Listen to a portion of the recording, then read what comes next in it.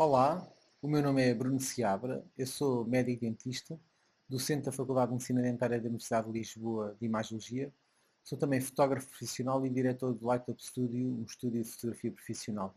Este é o módulo 3 do curso para assistentes dentários, organizado pela Ordem dos Médicos Dentistas, em que iremos falar de imagiologia dentomaxilofacial.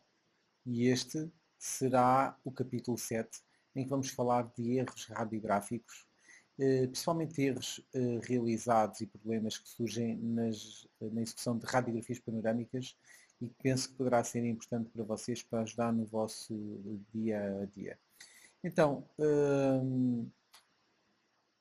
a parte inicial relaciona-se com a preparação do paciente e, nomeadamente, a remoção dos acessórios, quer sejam brincos ou piercings ou até próteses removíveis que ele tenha. Também a remoção de agasalhos grandes, porquê? Porque na realização de radiografia panorâmica a máquina vai circular à volta da cabeça do paciente e por isso não pode ter nada que faça um chumaço ou que ocupe volume, por exemplo, como um cascol ou como um capuz de um casaco, como está aqui na imagem. Aqui vemos algumas imagens de acessórios que não foram removidos, por isso vemos aqui o brinco e aqui vemos a imagem fantasma do brinco.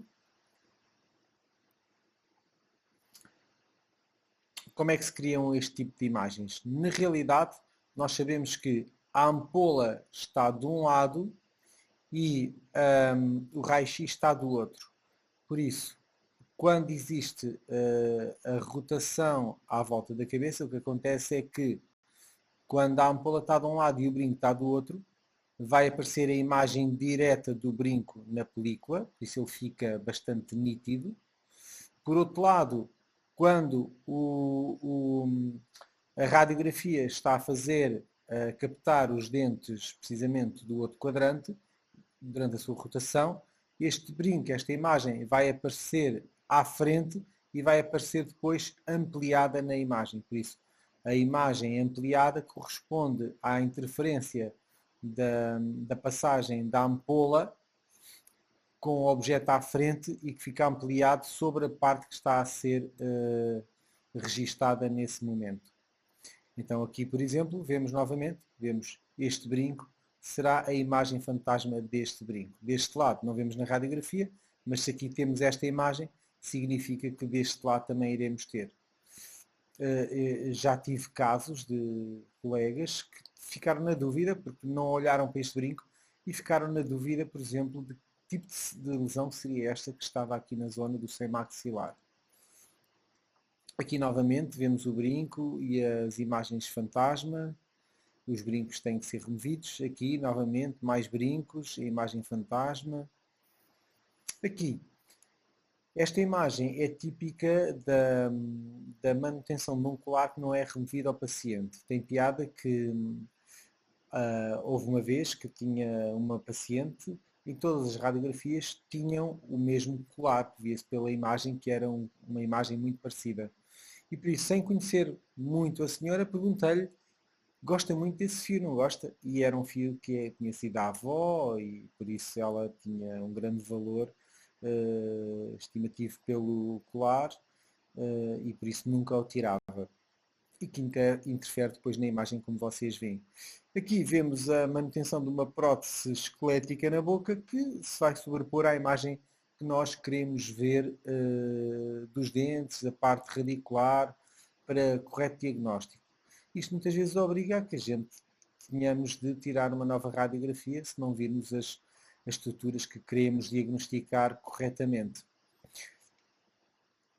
Normalmente a manutenção das próteses na boca utiliza-se apenas numa situação, como vimos anteriormente, corresponde à situação em que queremos ver a articulação normal do paciente. Por isso, neste caso vemos que os dentes estão afastados, não era isso que se estava a procurar. Nesse caso, o que acontece é que o doente vai morder sem o mordente para se ver a relação que existe na oclusão normal e o espaço que existe aqui na zona articular. Aqui vemos uma imagem que não é muito frequente da manutenção dos óculos na cara que não foram removidos e fica esta imagem também engraçada. Novamente aqui um piercing que foi mantido, aqui uma prótese total que tem uma rede, está aqui a imagem que vocês podem ver e que também se vê aqui na radiografia. Aqui vemos mais brincos, aqui vemos também um brinco bem pendente numa teleradiografia. Aqui novamente o brinco, a projeção, pronto, uma série de imagens, neste caso nem é brinco, se calhar, é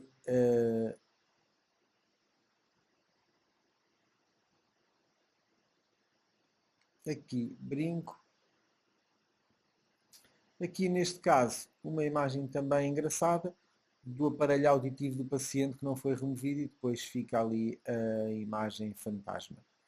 Também na coluna vertical o posicionamento do paciente é muito importante, porque se o paciente tiver uma posição assim meia corcunda, o que acontece é que a coluna, em vez de ficar estendida como está aqui, fica mais alongada e por isso toda a imagem correspondente às vértebras, que é muito radiopaco, vai se sobrepor depois com esta zona anterior e fica muito radiopaca, por isso esta zona radiopaca corresponde à sobreposição com a coluna e que temos de diminuir o impacto dela pondo o doente com as costas e o pescoço mais direito. A posição do paciente e a posição com que morde o mordente também é muito importante. Porquê? Porque vimos que existiu o plano focal e por isso a existência do mordente serve precisamente para que o paciente mantenha os dentes superiores e inferiores ao mesmo nível, de forma a que esta zona fique nítida no foco. Se o paciente chega aos dentes mais para a frente do mordente ou se chega mais para trás, e isto é normalmente a assistente que faz um mau posicionamento, o que vai acontecer é que vão haver alterações na imagem. Aqui vemos o doente a morder bem o mordente e a imagem seria normal. Quando o doente morde mais para trás, por exemplo, o que acontece é que os dentes ficam maiores, mais afastados e, claro, menos nítidos. Vemos aqui que a arcada e estes dentes anteriores estão muito aumentados relativamente aos dentes posteriores. Por outro lado, se o doente morde mais para a frente, o que acontece é que os dentes ficam mais pequeninos. Então, aqui vemos que esta não é a forma normal dos dentes, por exemplo, inferiores, dos incisivos. Aqui a mesma coisa. Eles parecem que estão a ocupar menos espaço precisamente porque o dente mordeu mais à frente. Então, a proporção entre os dentes anteriores e os dentes posteriores fica alterada. Outro erro comumente que acontece é a colocação incorreta do plano de Frankfurt, ou seja, o doente está com a cabeça mais inclinada do que o normal, ou para um lado ou para o outro. Vimos também anteriormente que havia algumas situações especiais em que nós utilizávamos isso a nosso favor para o diagnóstico, por exemplo, nas crianças, em que se baixava, ou na doença periodontal, em que se elevava ligeiramente o plano, mas normalmente o plano tem que estar correto. Qual é a consequência disso? É precisamente isto. Quando o plano fica muito inclinado, o que acontece é que o paciente fica na radiografia com um sorriso exagerado. Isto é uma das formas de controlar então esse plano de Frankfurt. Nós olhamos para a radiografia e vemos se o sorriso está exagerado, o paciente ficou muito inclinado quando fez a radiografia. Por outro lado, se estiver muito inclinado para cima, o que acontece é que o sorriso fica invertido e o doente fica assim com um ar mais triste. Okay? Na radiografia fica com esta imagem. Significa que foi tirada com a cabeça muito elevada, o que também é um posicionamento incorreto.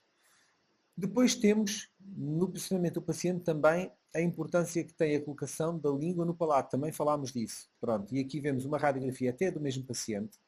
Esta até é a radiografia final, mas vejam como no mesmo paciente se nota nitidamente aqui o espaço palato-glosso, significa que o doente não deitou a língua e não encostou ao palato, e na radiografia seguinte vemos que não se vê precisamente isso. Ou seja, o doente já encostou a língua ao palato. Eu vou pôr para trás para verem o espaço que existia aqui, desculpem, o espaço que existia aqui nesta zona, e depois, aqui nesta radiografia seguinte, já não vemos qualquer espaço relacionado com isso.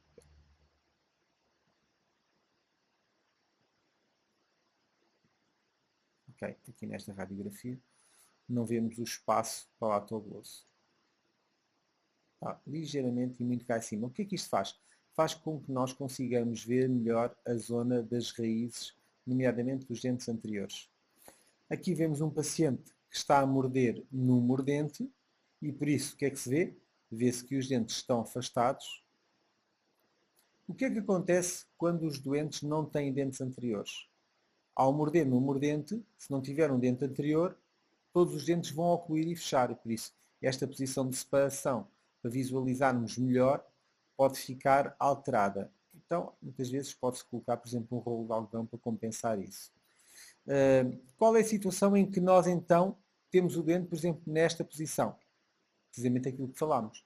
Neste caso, se quiséssemos estudar a posição correta do côndilo da mandíbula, poderíamos dizer ao dente para morder normalmente. Iríamos perder, eventualmente, a nitidez aqui do plano focal nesta zona dos dentes, mas iríamos ter o côndilo e a mandíbula na posição normal. Porquê? Porque para nós chegarmos os dentes inferiores para o mesmo nível dos dentes superiores para estar no plano focal, o que acontece é que vamos fazer uma projeção da mandíbula, então a articulação não fica exatamente no mesmo sítio. Pronto. Aqui nesta, por exemplo, temos um movimento durante a execução, que pode acontecer, por exemplo, em crianças que são muito instáveis e não aguentam aquele tempo, que de facto não é muito hoje em dia, que as máquinas são muito mais rápidas, mas ainda são uns segundos que a criança tem de aguentar sem se mexer. Se ela se mexer, vai haver movimento, como houve aqui, por exemplo, não é um adulto, neste caso é um adulto, mas vemos que houve movimento e houve aqui até parece que há um defeito na mandíbula, porque ela mudou de posição de repente. E pronto, e acabamos o capítulo 7 e o próximo capítulo será o controle e infecção cruzada. E pronto, acabamos o capítulo 7 e o próximo capítulo será o controle da infecção cruzada. Até já!